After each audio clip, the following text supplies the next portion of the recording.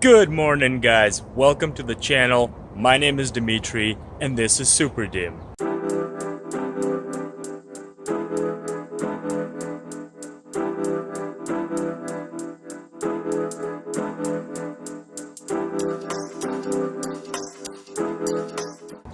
On today's episode, I'll be heading out to Oakville again. Greta needs an oil change, and I haven't been back in a while, so I want to show you guys some new inventory they got. I haven't actually seen it yet, but it should be interesting.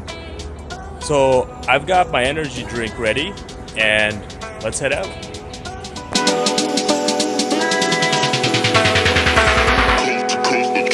Next level.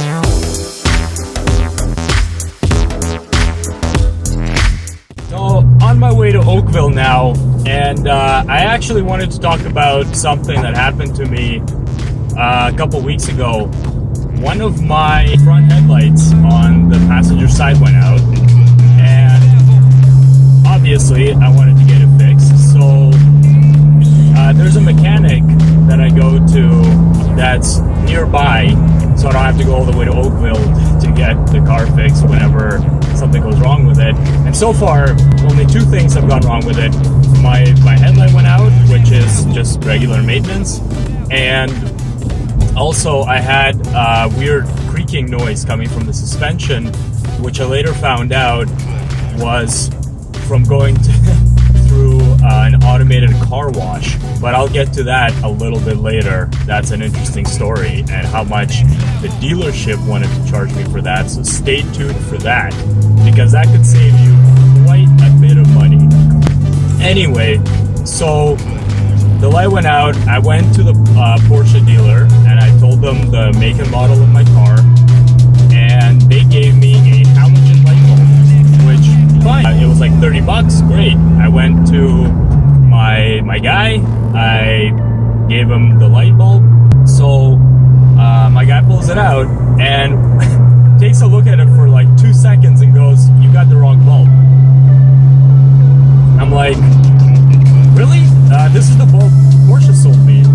And he goes, no, these are HID bulbs. These aren't halogen. So I was like, oh, great. And I'm thinking, all right, I got to go back to the dealership, return this bulb, and then get the HID. So my guy goes, don't worry about it. I'll order an HID bulb. I'll just find the cheapest one I can get. Fine, great. The cheapest bulb you could get was $140. HID bulbs are not cheap, apparently.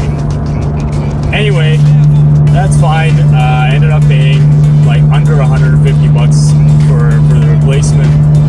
I went back to Porsche and I told them, hey, you guys sold me the wrong bulb.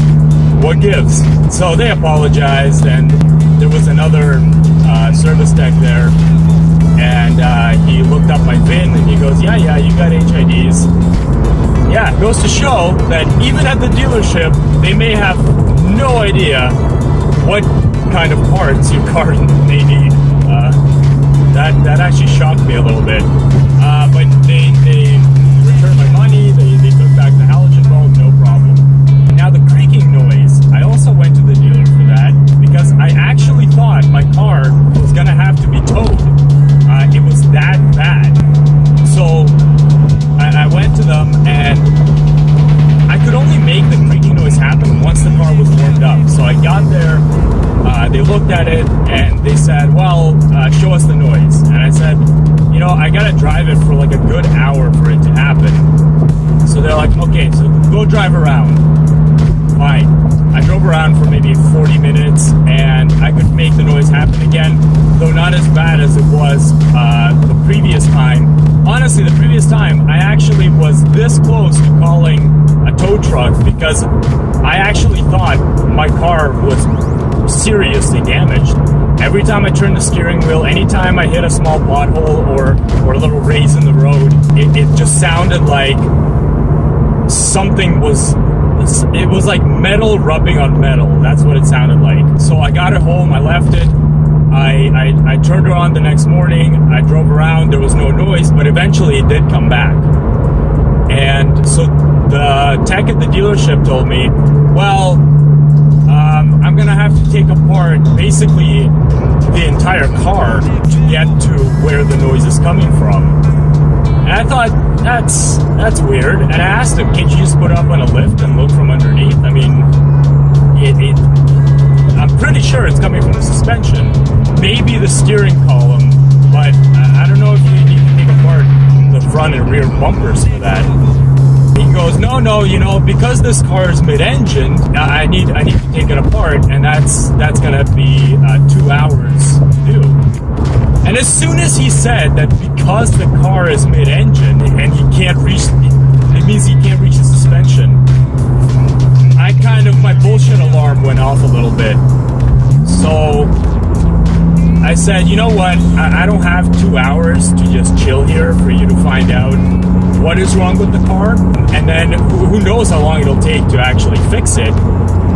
And also, I mean, 2 hours at a dealership, that's gonna run you like $250 just to see what's wrong with the car. So I said, you know what, I'll take my car back, maybe at a later time when I've got the time, but I already knew that I probably wasn't gonna get this fixed at the dealer.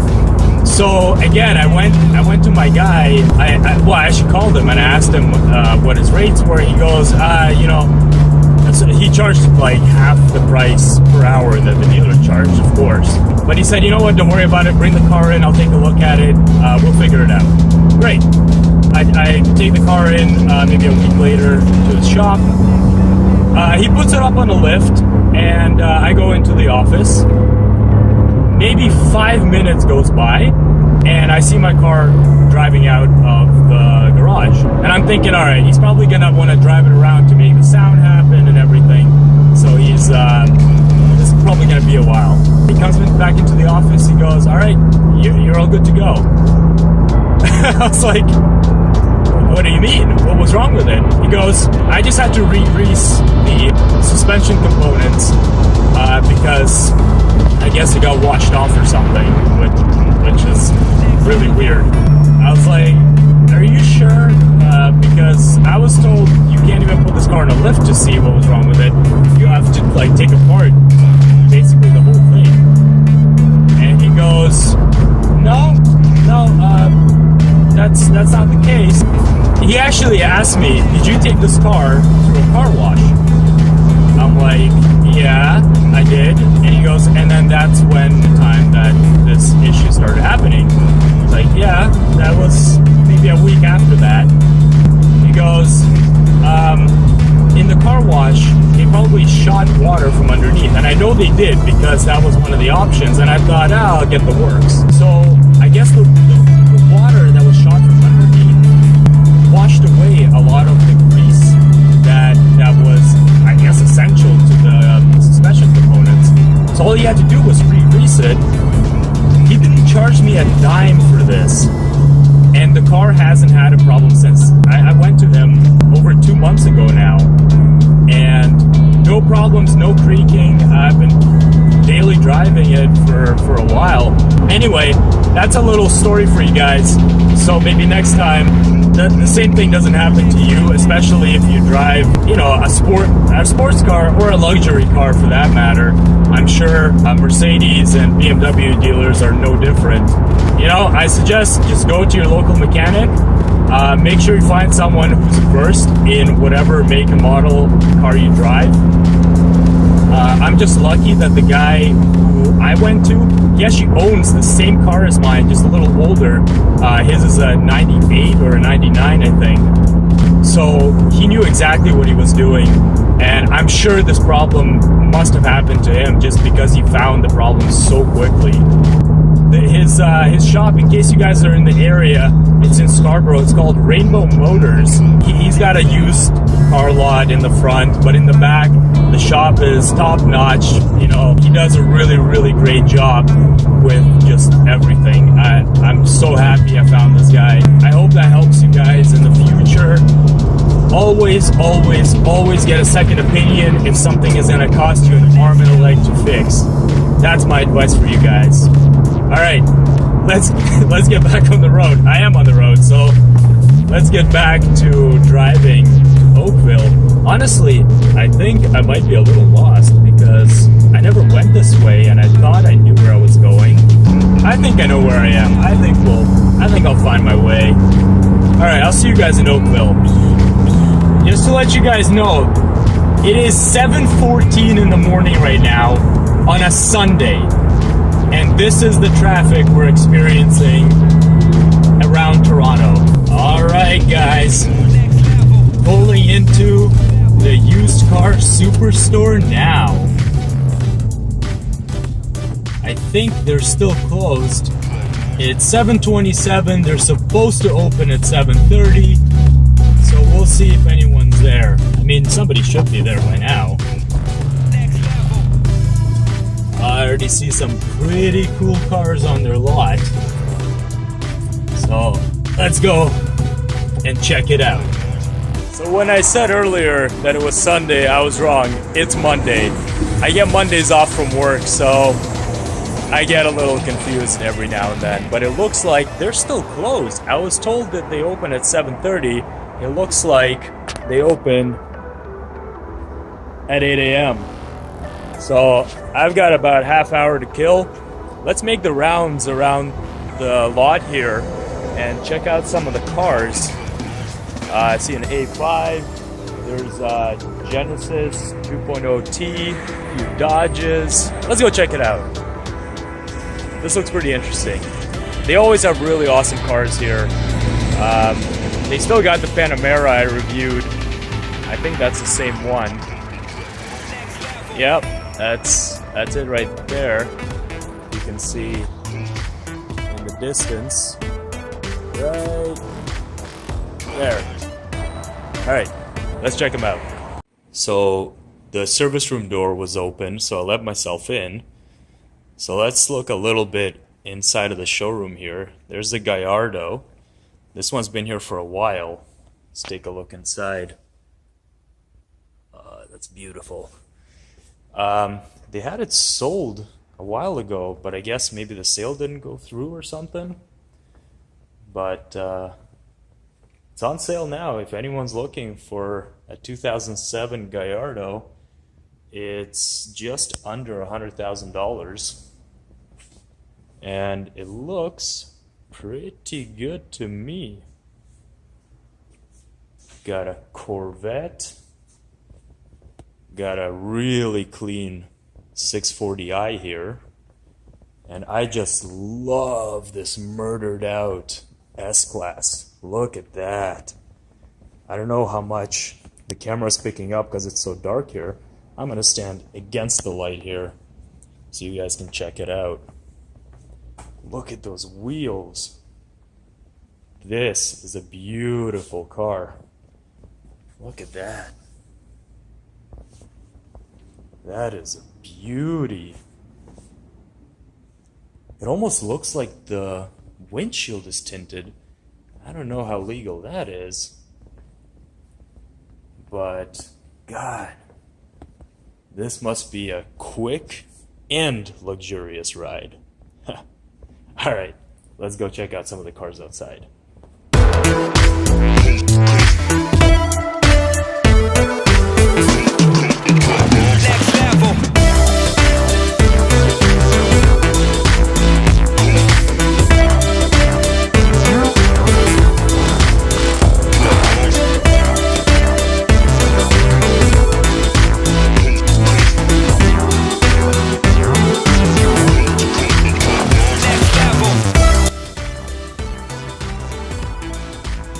Hemi. Cayenne Turbo. Very nice. Not a huge fan of this generation of Cayennes, but the Turbo, that is one fast SUV. Here's a Macan. I love this car. Definitely considering this as the next daily for the wife. God, it's just gorgeous. God, Porsche really does know how to retain those classic Porsche lines, even in the most practical cars. Look at that. I don't say this much, but this is a beautiful SUV or crossover or whatever you want to call it. I think they officially call it a compact SUV, but it looks great.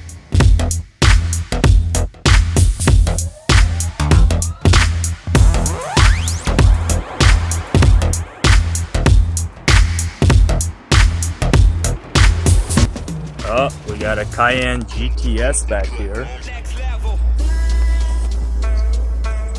And a WRX. Oh, I would love to have one of these. These sound amazing. It's like a sports car in an SUV. I love it. Next level.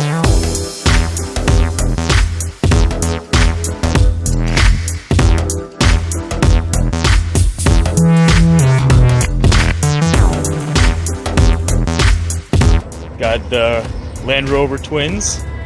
Very nice. Next level.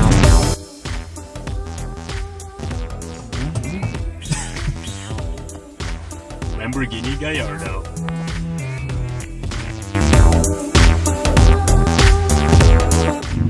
Genesis just got pulled out.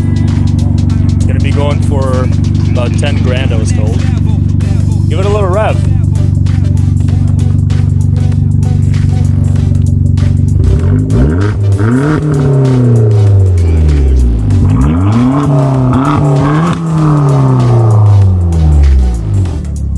Sounds good. That's about it. What? For 6 grand, that's it. As is?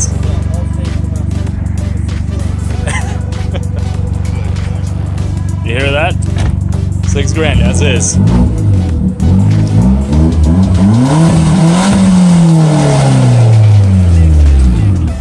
It's got a set of Brembos on it.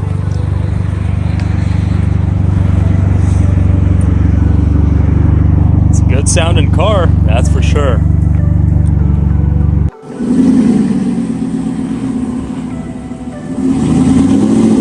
Give it a little rev.